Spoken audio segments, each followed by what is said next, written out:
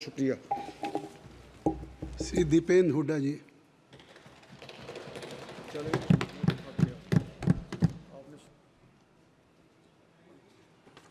धन्यवाद सभापति महोदय। राष्ट्रपति अभिभाषण की इस चर्चा में मुझे मौका देने के लिए। जब इस सदन में राष्ट्रपति जी अपनी अभिभाषण उन्होंने शुरू किया तो हम लोग बड़ी गहरी रुचि से सुनना चाह रहे थे, क्योंकि सरकार की क्या दृष्टिकोण है, क्या सोच है, काफ़ी कुछ उस अभिभाषण के माध्यम से देश के सामने रखा जाता है। मगर जब धीरे धीरे जैसे जैसे वो आगे बढ़ी तो सबसे पहले तो हमें ये समझ में नहीं आया कि ये अभिभाषण 2024 में बनी हुई भाजपा सरकार के का है या ये अभिभाषण 1977 में बनी जनता पार्टी की मोरारजी सरकार का है या ये अभिभाषण 2014 में बनी प्रथम मोदी सरकार का है। क्योंकि जब इमरजेंसी पे इतना बड़ा उल्लेख इमरजेंसी का किया गया तो उसका क्या संदर्भ है समझने में समय, और उसके बाद इतना लंबा उल्लेख किया गया, ऐसा लगता था कि नहीं इमरजेंसी के बाद इलेक्शन हुआ और जनता पार्टी की सरकार 1977 में बनी, शायद वो अंश वहाँ से लिया गया हो। फिर उसके बाद प्रचंड बहुमत बताया गया, पूर्ण बहुमत बताया गया, और ये बताया गया, बहुत से ऐसे वायदों को दोहराया गया जो 2014 में और 19 में हम सुनते आ रहे हैं। तो हमें लगा शायद 2014 के राष्ट्रपति अभिभाषण के कुछ अंश वहाँ से लिए गए हों। मगर बाद में एहसास हुआ कि शायद मौजूदा सरकार ने किस सन की ये सरकार है, 2024 की है या 1977 की है, 2014 की, 19 की है, इसको समझने में शायद भूल नहीं करी। उन्होंने इस जनादेश को और जनादेश की भावना को समझने में भूल करी, जो पिछले 3-4 दिन से हमने सरकार की कार्यशैली देखी। ये जो जनादेश है, इस जनादेश के माध्यम से देश के लोगों ने, ये बात सही है, हम स्वीकार करते हैं कि संख्या बल सत्तारूढ़ दल को देने का काम किया है, लेकिन ये भी सत्य है कि इस जनादेश ने नैतिक बल देश के विपक्ष को देने का काम किया। एक मजबूत विपक्ष को देश के लोगों ने जन्म देने का काम किया। देश के लोगों ने अपनी वोट से देश के संविधान को बचाने का काम किया, देश के प्रजातंत्र को बचाने का काम किया और देश के प्रजातंत्र में एक संतुलन लाने का काम किया है। ये नैतिक बल प्रजातंत्र में बहुत करिश्माई है। नैतिक बल, इस नैतिक बल में इतना करिश्मा है कि आपने देखा होगा कि जब ये जनादेश आया तो उसी रात जो प्रचार तंत्र सरकार के लिए झुका रहता था, रात तक टीवी चैनलों पर बहुत से चैनल के एंकर माफ़ी मांग रहे थे, बहुत से सेफोलॉजिस्ट रो रहे थे, हाथ जोड़ रहे थे। जब एनडीए की बैठकें हुई अगले 2-3 दिन में, तो उन बैठकों में कहीं खुशी दिखाई नहीं दे रही थी किसी के चेहरे पर। और जब इंडिया गठबंधन की बैठकें हो रही थी, सभी एक दूसरे के गले मिल रहे थे, हर के चेहरे पे चमक थी, मिठाइयाँ बांटी जा रही थी। ये नैतिक बल का करिश्मा है। देश के लोगों ने एक मजबूत विपक्ष दिया है और आपके बहुमत को छीनकर आपके अहंकार को भी चोट मारने का काम देश के लोगों ने किया है। जिस तानाशाही और अहंकारी कार्यशैली से आप चल रहे थे, देश के लोगों ने उसको स्वीकार किया है और बहुमत छीनकर उस अहंकार को तोड़ा। ये वही अहंकार है सर, जिस अहंकार को हमने देखा जब किसान आंदोलन में 3 कृषि कानून देश के इतने बड़े वर्ग के लिए आपने बिना संसद में लाए ऑर्डिनेंस से पास कर दिया और उसके बाद वो वर्ग उठ खड़ा हुआ।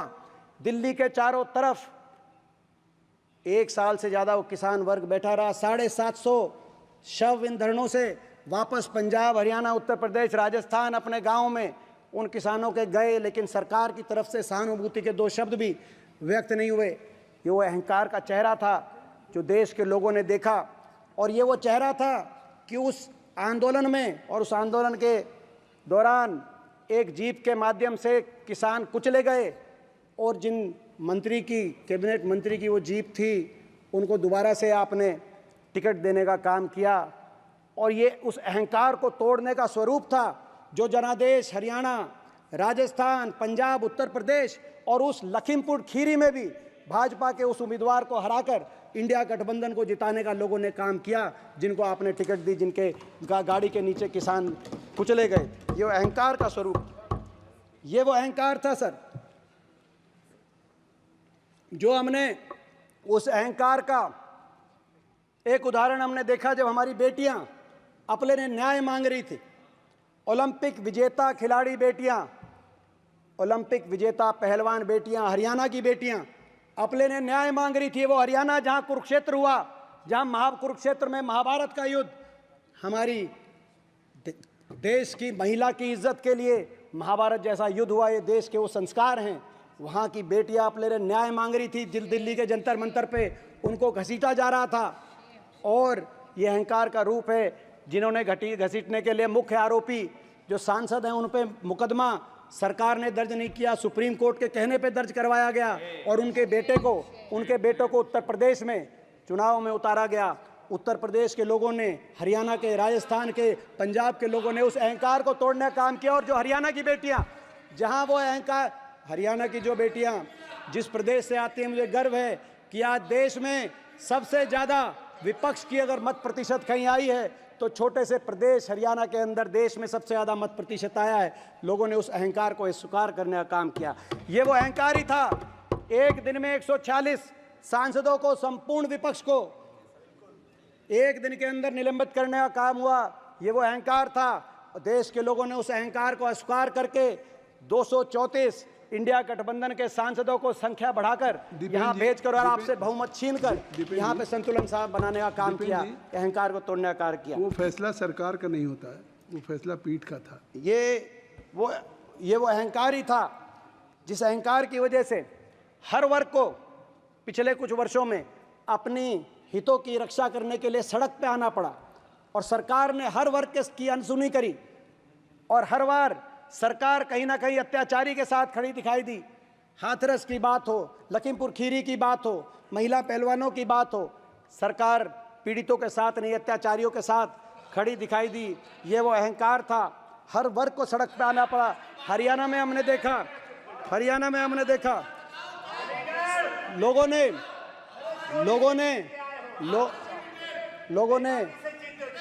ने अपनी इनकी अहंकार की राजनीति पे को अस्वीकार करने का काम किया सर। और इनकी अहंकार की नीति के साथ साथ लोगों ने इनकी बनाम की राजनीति को भी अस्वीकार करने का काम किया। बनाम की राजनीति, एक देशवासी को दूसरे देशवासी के आमने सामने खड़ा करने की नीति को लोगों ने अस्वीकार करने का काम किया। कभी नारे आ रहे थे उत्तर बनाम दक्षिण। मैं आपको बताना चाहता हूं, उत्तर बनाम दक्षिण की बात करने वालों को मैं बताना चाहता हूं, इंडिया गठबंधन का सबसे ज्यादा मत प्रतिशत पूरे देश के 28 प्रदेशों में अगर 47.6% मत प्रतिशत कहीं आया है तो दिल्ली के 3 तरफ बसे हुए हरियाणा के अंदर आया, उत्तर भारत में आया। इंडिया गठबंधन का सबसे ज्यादा मत प्रतिशत कहीं आया है। उत्तर बनाम दक्षिण, इस बनाम की राजनीति, कहीं धर्म को आधार मान के बनाम, एक धर्म बनाम दूसरा धर्म, कहीं जाति को आधार बना के बनाम। उत्तर प्रदेश में धर्म के आधार पे बनाम की राजनीति को, धर्म के आधार पे ध्रुवीकरण की राजनीति को लोगों ने अस्वीकार किया है। तो हरियाणा में जाति को सहारा बनाकर ध्रुवीकरण करने की राजनीति को अस्वीकार करने का काम लोगों ने किया। हरियाणा एक ऐसा प्रदेश है सर, मैं आपको बताना चाहता हूं कि हमारे 90 विधानसभाएं, 90 के 90 विधानसभाओं में कांग्रेस के मत प्रतिशत में जबरदस्त बढ़ोतरी हुई है और भाजपा के मत प्रतिशत में जबरदस्त गिरावट आई है। चाहे वो विधानसभा क्षेत्र हरियाणा के किसी भौगोलिक क्षेत्र में है या किसी जातीय समीकरण में है। ये दर्शाता है कि बनाम की राजनीति, उत्तर बनाम दक्षिण, एक धर्म बनाम दूसरे धर्म, एक जाति बनाम दूसरी जाति, इस बनाम की राजनीति को लोगों ने अस्वीकार किया है। इस वोट की चोट से लोगों ने अहंकार भी तोड़ा है, बनाम की राजनीति को भी अस्वीकार किया है और लोगों ने संविधान की भी रक्षा करने का काम किया है। संविधान को बचाने का लोगों ने काम किया है। हमने देखा किस तरीके से इनकी सरकार में संविधान पे लगातार बाबा साहब के संविधान पे प्रहार किए जा रहे, संवैधानिक संस्थाओं पर वार किए जा रहे हैं, संविधान पे प्रहार हो रहे हैं, पार्लियामेंट्री डेमोक्रेसी पर किस तरीके से वार और प्रहार किए जा रहे हैं। आपने देखा, हमने देखा सर किस तरीके से संविधान के अंतर्गत जिन समाजों के, जिन वर्गों के अपने अधिकार संविधान सुरक्षित करता है, उन वर्गों के अधिकारों पर चोट पहुंचाई जा रही है। हमने देखा सर किस तरीके से सरकारी नौकरियां समाप्त की जा रही हैं, चाहे केंद्र सरकार की बात हो या प्रदेश सरकारों की बात हो। हरियाणा के अंदर 2 लाख सरकारी पद समाप्त कर दिए गए। जो लगाए भी जा रहे हैं वो कौशल निगम के माध्यम से कच्चे लगाए जा रहे हैं, बिना रिजर्वेशन, बिना पेंशन। इस तरीके से केंद्र सरकार में भी सरकारी नौकरी समाप्त करके एससी समाज के, ओबीसी समाज के जो अधिकार संविधान के अंदर, जो सरकारी नौकरियों के अंदर अधिकार है, उनको बैकडोर से छीनने का काम ये सरकार कर रही थी सर। और संविधान को आगे भी और कुचलने के नारे दिए जा रहे थे, उन नारों को भी लोगों ने अस्वीकार किया। बहुमत आपसे छीनकर आप 400 पार का नारा दे रहे थे, बाबा साहब के संविधान को खंडित करने की बातें कर रहे थे, आपसे बहुमत छीनकर अल्पमत की आपकी सरकार बनवा के संविधान को बचाने का काम किया। इसीलिए जय संविधान, और इसीलिए जब जय संविधान यहाँ पे बोला गया, और ये मैं भी बताना चाहता हूँ मैं क्यों खड़ा हुआ उस समय, क्योंकि इस संविधान से, बाबा साहब के संविधान से मेरा भावनात्मक भी एक संबंध है। स्पीकर सर, जब ये संविधान बना, ये जो संविधान, जिस संविधान के आधार पर देश चलता है, संसद चलती है, जब संविधान बना इसी संसद के परिसर में बाबा साहब के नेतृत्व में जब संविधान बना, तो मेरे स्वर्गीय दादाजी चौधरी रणबीर सिंह हुड्डा जी भी उस संविधान सभा के एक सदस्य थे। और जब संविधान की मूल प्रति पे दस्तखत किए गए, तो बाबा साहब के साथ साथ पंडित जवाहरलाल नेहरू, सरदार पटेल, मौलाना आज़ाद और चौधरी रणबीर सिंह हुड्डा जी के भी दस्तखत उस संविधान की मूल प्रति पे अंकित हैं। जब यहाँ पे जय संविधान बोला गया और पीठ से और आसन से उस पर टोट टिप्पणी की गई, तो मैं समझता हूँ मेरा एक कर्तव्य मैंने महसूस किया कि ये पूछना कि इस पर किसी को आपत्ति नहीं होनी चाहिए थी। उसके बाद जो पीठ की तरफ से आगे जो कहा गया, मैं उसका सही कहा गया कि गलत कहा गया, इसका फैसला मैं देशवासियों पे छोड़ता हूं, और मैं इस महान सदन के पीठ पर और आसन पर मैं छोड़ता हूं। मगर लोगों ने संविधान की रक्षा की, अहंकार तोड़ा, आपकी बनाम की राजनीति को नकारने का काम किया। मैं स्पीकर सर, मैं कुछ अभिभाषण को मैं आगे पढ़ रहा था, ये समझ में आ गया कि जनादेश भूल तिथि में नहीं है, कौन से सन की सरकार है, जनादेश को समझने में भूल है सरकार द्वारा। फिर मैंने आगे पढ़ा अभिभाषण, उसमें मैं देख रहा था कि पिछले 10 साल के कुछ नारे थे, कुछ वायदे थे, उनका कहीं कोई जिक्र नहीं आया। मैंने ठीक समझा कि आपसे के माध्यम से मैं याद दिला दूं। कहा गया था 2 करोड़ रोजगार देंगे, मगर इसमें आज हम देख रहे हैं सर, 45 साल में रिकॉर्ड बेरोजगारी, एक ऐसी ज्वलन समस्या, 45 साल का रिकॉर्ड बेरोजगारी का आज इस सरकार ने बनाने का काम किया। लेकिन अभिभाषण में बेरोजगारी शब्द, एक बार भी बेरोजगारी शब्द का प्रयोग नहीं किया गया, जैसे बेरोजगारी की समस्या ही नहीं हो। आज आपके सामने, आज देश की हकीकत आपके सामने है। देश में जहां एक और सबसे ज़्यादा बेरोजगारी 45 साल में, तो देश में सबसे ज़्यादा बेरोजगारी आज हरियाणा में। शायद इसीलिए देश में सबसे ज़्यादा विपक्ष को मत प्रतिशत आज हरियाणा में इस चुनाव में मिला है। और ये आपकी सरकार ने जवाब दिया। पिछले सत्र में जब मैंने सवाल पूछा था कौन से प्रदेश में कितनी बेरोजगारी, सबसे ज़्यादा बेरोजगारी आज हरियाणा प्रदेश में। आज हरियाणा प्रदेश के नौजवान को आपने बेरोजगारी की गर्त में उसका भविष्य अंधकारमय कर दिया। कोई नौजवान आज डिप्रेशन की तरफ, नशे में आज हरियाणा देश में आगे बढ़ गया, देश में सबसे ज़्यादा आज नशे की तरफ। अपराध आज अनियंत्रित हो गया हरियाणा के अंदर। आज अंडर एज शूटर गैंग बन गए, और अंडर एज शूटर्स में हरियाणा के नौजवान आज वहाँ पे दिखाई दे रहे हैं। आज अपराध में हरियाणा बढ़ गया। और पलायन, विदेश की तरफ पलायन, आपने डंकी पिक्चर का आपने सुना होगा। आज हरियाणा का नौजवान, जो नौजवान देश की सीमा पे जाकर देश के दुश्मन से लड़ने की बात करता था, आज वो जान हथेली पे रखकर अपना घर बार छोड़कर पैनमा के जंगलों के रास्ते में होते हुए अमेरिका की सीमा लांघकर जब अमेरिका में प्रवेश करता है मजदूरी करने, तो उसके घर में दिवाली मनती है, पटाखे छूटते हैं।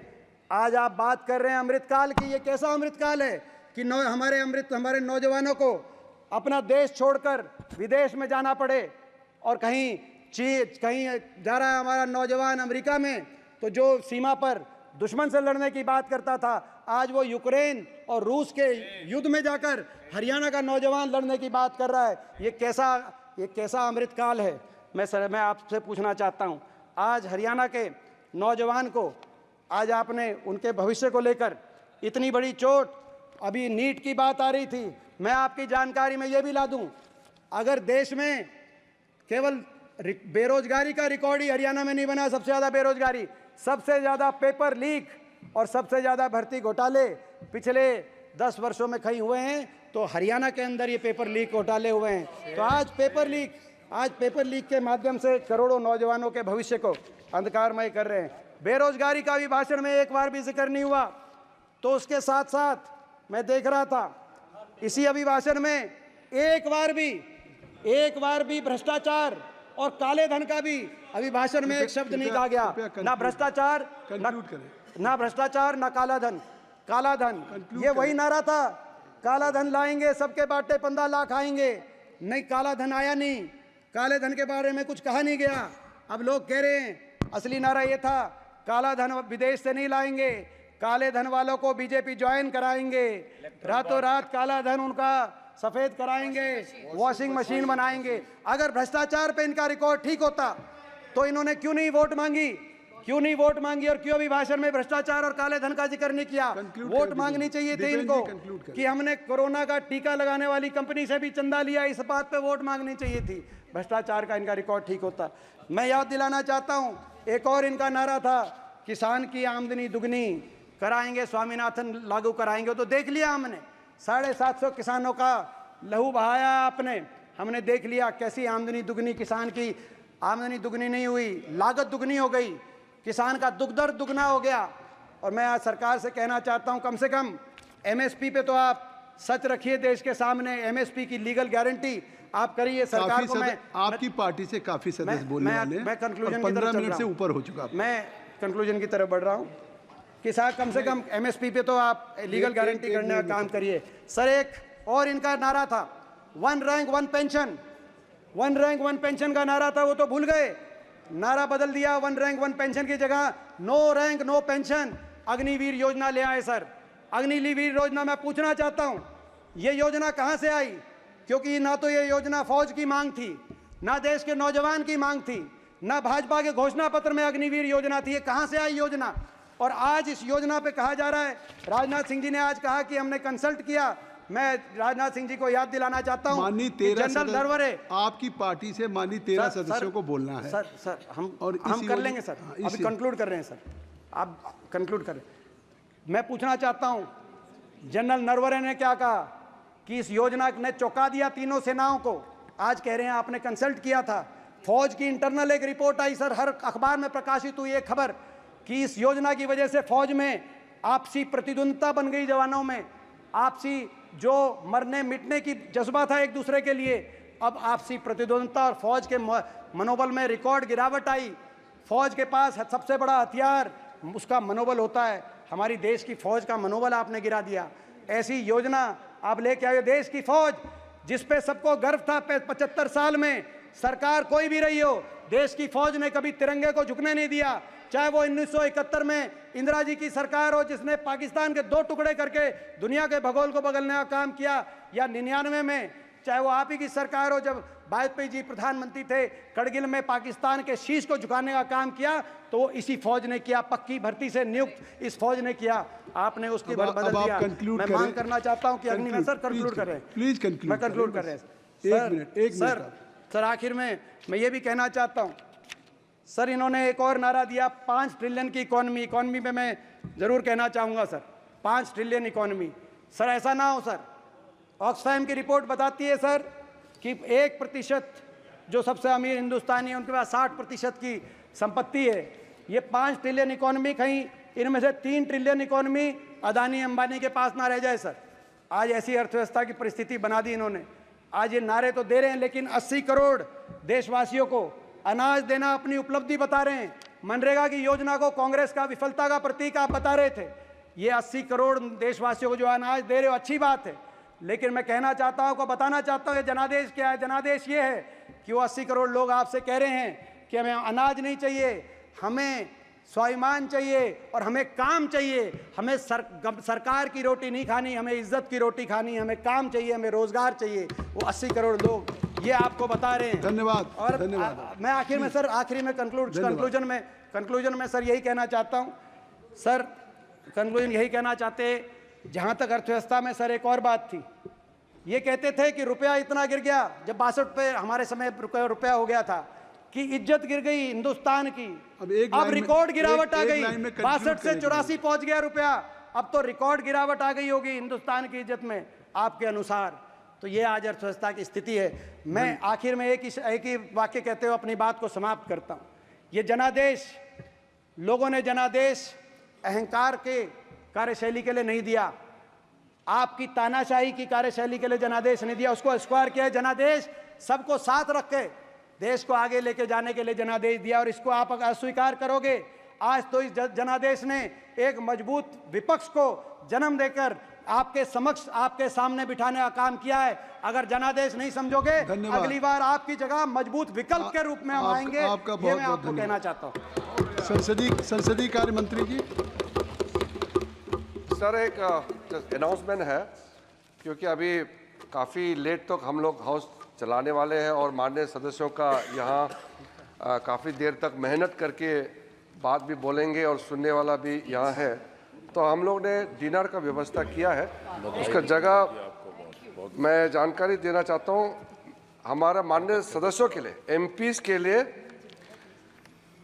डाइनिंग रूम फॉर एमपीज़, जो एमपीज़ का डाइनिंग रूम है, वहाँ एमपीज़ के लिए वहाँ भोजन होगा। ग्राउंड फ्लोर पे। हाँ, एमपीज़ डाइनिंग रूम। वो आप पैसा का चिंता मत कीजिए वो आप जाके आराम से खाइए। और एमपीज़ का गेस्ट पैसा हम दे देंगे, इतना तो जब संसदीय कार्य मंत्री जी कह रहे हैं तो वही होस्ट है। एमपीज़ का गेस्ट के लिए डाइनिंग रूम फॉर जो मीडिया है, उसमें आपका एमपीज़ का जो गेस्ट यहाँ आपके साथ में जो बाहर में है उनके लिए, और स्टाफ कैफेटेरिया वो वहाँ फॉर न्यू बिल्डिंग ऑफिशियल्स, ये न्यू बिल्डिंग के जो ऑफिशियल्स है जो हम लोग को सेवा दे रहे हैं, काम कर रहे हैं, सदन चल रहा है, उसके लिए। Parliament library cafeteria for security personal and other allied agencies, security personal और एलाइड एजेंसीज के लिए खाना का व्यवस्था है पार्लियामेंट लाइब्रेरी कैफेटेरिया में। तो I hope everybody has got this thing and please avail, और शांति से हम लोग देर रात तक चलाएंगे। Thank you. हाँ जी पहले पूछ लीजिए सर, एक रिक्वेस्ट जब आप हमसे पूछेंगे नहीं, सीधे पूछ लेंगे तो कैसे?